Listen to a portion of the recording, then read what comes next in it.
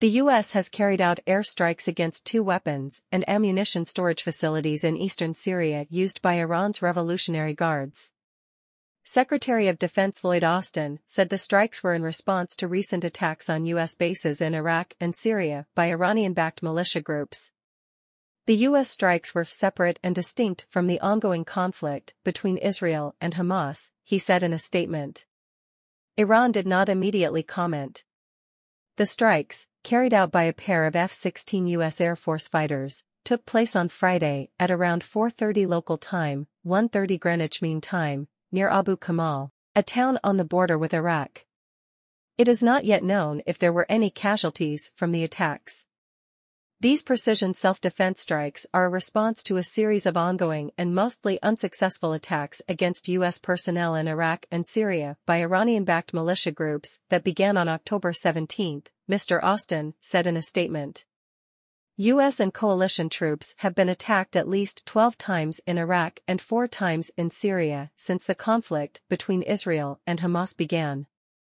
A total of 21 U.S. military personnel have suffered minor injuries, according to the Pentagon. American officials attribute the attacks to Iranian proxy groups operating in the region.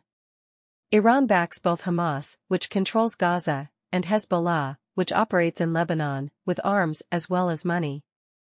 These Iranian-backed attacks against U.S. forces are unacceptable and must stop, Mr. Austin said.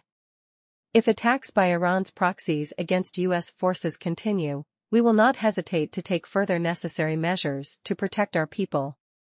In normal times, these airstrikes would not be that remarkable, but with a war raging in the Gaza Strip and fears of an escalation into a regional conflict, there is an underlying worry that Iran and its proxies could soon get involved in the fight between Israel and Hamas, sparking a wider and even more serious war.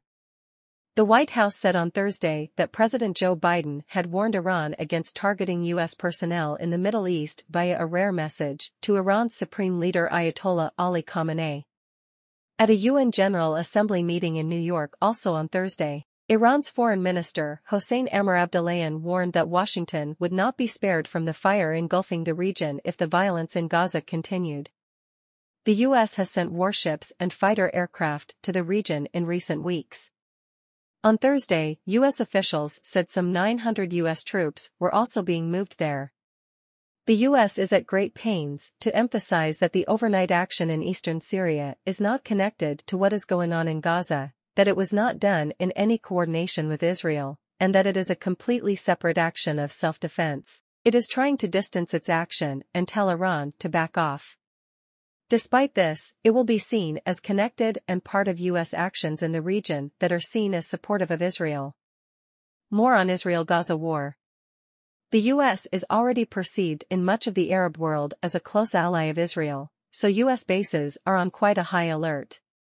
One of the reasons why the U.S. has asked Israel to pause any ground incursion into Gaza is because it needs a bit more time to get its air defenses into bases, in anticipation of any Iranian-backed militia attacks.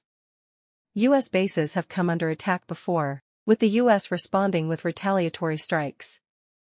In March, the U.S. carried out multiple airstrikes in eastern Syria against Iran-linked groups after a drone attack killed a U.S. consul.